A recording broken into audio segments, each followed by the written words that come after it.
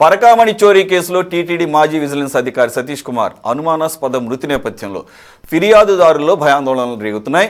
అజ్ఞాత వ్యక్తుల నుంచి బెదిరింపు కాల్స్ వస్తుండడంతో ఆందోళన చెందుతున్నారు. ఈ కేసులో కోర్టులో పిటిషన్ వేసినటువంటి జర్నలిస్ట్ మాచర్ల శ్రీనివాసరావు తనకు భద్రత కల్పించాలని అటు పోలీసులను ఇటు కోర్టును ఆశ్రయించడం ఇక్కడ చర్చనీయాంశంగా ఉంది. అయితే కోర్టు ఆదేశాలతో ప్రస్తుతం శ్రీనివాస్తో పాటు ఈ కేసులో ఉన్న మిగిలిన వారి అందరికీ కూడా పోలీసులు భద్రత కల్పిస్తున్నట్లుగా తెలుస్తోంది. దీని మీద కూడా డిస్కస్ చేద్దాం బ్రీఫ్గా. రజనీ గారు, అగైన్ ఇట్స్ లీగల్ ఆస్పెక్ట్ ఉంది. సతీష్ కుమార్ మర్డర్ ఎవ్వరు ఊహించలేదు. అందరం కూడా రవికుమారు నిందితుడు, అతని సంవత్సరం నుంచి ఎక్కడ కనపడటం లేదంట. అందులోనూ మీడియాతో మాట్లాడుతున్నప్పుడు సిఐడి డీజీ అనుకుంటా ఒక నంబర్ ఇచ్చి, ఫోన్ నంబరు, రవికుమారు మాకు హైదరాబాద్లో ఉన్నట్టు తెలిసింది, వారికి వేరే బోర్డ్స్ ఎవరికైనా తెలిస్తే ఈ నంబర్ కాల్ చేయండి అంటే అప్పుడు మనం అందరం చాలా డిబేట్లు మాట్లాడుకున్నాం. అయ్యో రవికుమార్ ఉన్నాడా లేడా, అతని సేఫ్టీ అని.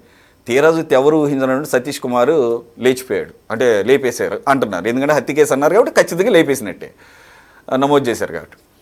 సో దాని తర్వాత కోర్టు మనగలాగానే దిగ్భ్రాంతి వ్యక్తం చేస్తూ అందరికీ కూడా సెక్యూరిటీ కల్పించమన్నప్పుడు, మరి మేడం ఆబ్వియస్గా అందరికీ సెక్యూరిటీ కల్పించాలి రవికుమార్తో సహా అన్నప్పుడు ఈ మొత్తం ఇప్పుడు ఇక్కడ దాకా రావడానికి కారణమైన జర్నలిస్ట్ శ్రీనివాసరావు అన్న వ్యక్తే కదా. టీటీడీకి కంప్లైంట్ చేస్తే టీటీడీ వాళ్ళు పట్టించుకోవడం లేదని డైరెక్ట్గా హైకోర్టులో పిటిషన్ వేశాడు ఆయన.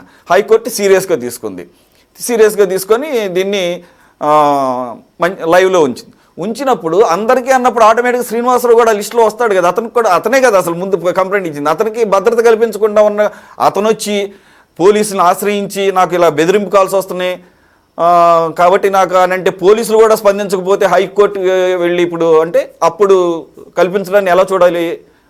మరి ఆర్డర్లో పర్టికులర్గా నేమ్స్ ఏమైనా ఉంటాయా? శ్రీనివాసరావు ఇంక్లూడ్ కాలేదా? లేకపోతే పోలీసులో నిర్లిప్తత కూడా ఏమన్నా ఉందా? ఈ లోపల ఏమైనా జరిగితే బాధ్యత ఎవరిది? ఇదే శ్రీనివాసరావుకి. కోర్టు వెంటనే చెప్పినప్పుడు వెంటనే చేయకపోవడం మూలంగా ఈ టైం గ్యాప్లో ఏమైనా జరిగితే దానికి ఎవరు బాధ్యత వహించాలి? అదే కదా సతీష్ కుమార్ విషయంలో జరిగింది మేడం.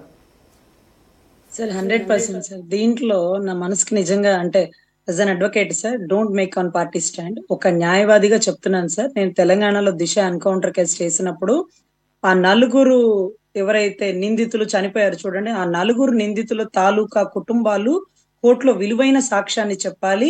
వాళ్ళల్లో 2-3 చంపేసే పరిస్థితి ఉంది. ఒకళ్ళని ఆల్రెడీ చంపేసినారు.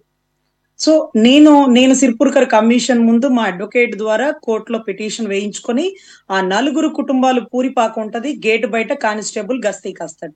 వాళ్ళకి వెహికల్ జీప్ కూడా ఇవ్వరండి.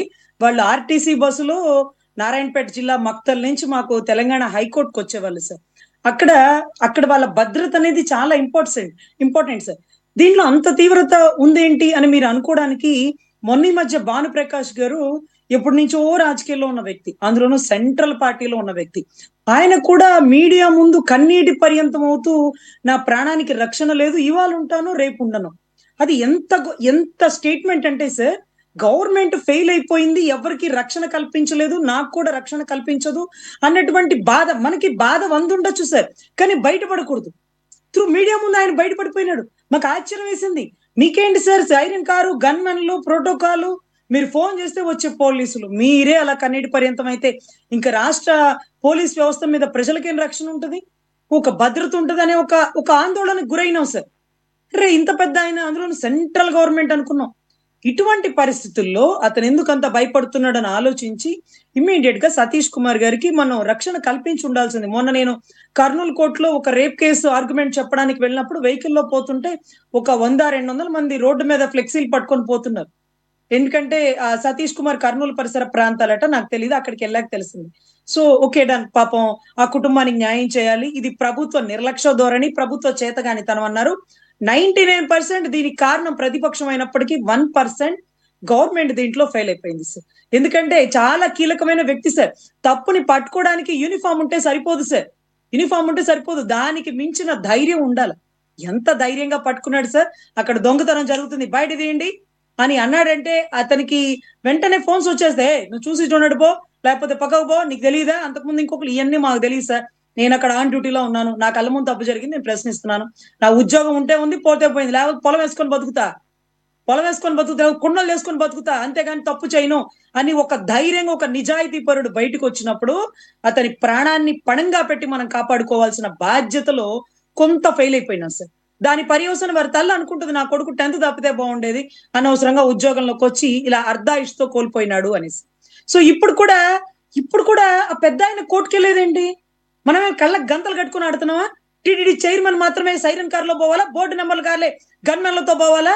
ప్రాణాలకు తెగించి తప్పులు ఎంచిన వాళ్ళు మాత్రం ఇలా ప్రాణాలను అర్ధరాత్రులు అపరాత్రులు కోల్పోవాలా? అతను ఒక్కడే బైక్ పార్క్ చేసి వెళ్ళిపోవడం ఏంటి? అతనికి ఒక వెహికల్, ఒక మనిషిని ఎందుకు కేటాయించలేదు? కేసు అయ్యే వరకు మీరు ఊర్లో ఉండకండి, మీరు ఇక్కడ సెక్యూర్ గా ఉండండి అని ఎందుకు పెట్టలేదు?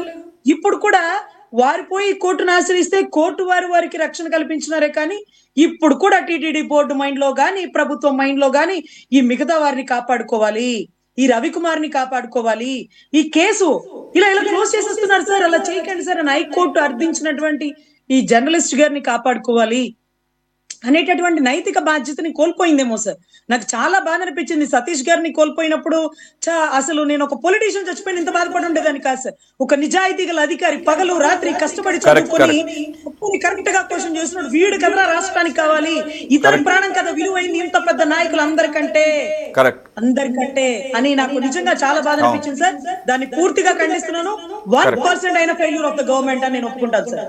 Right, appreciated.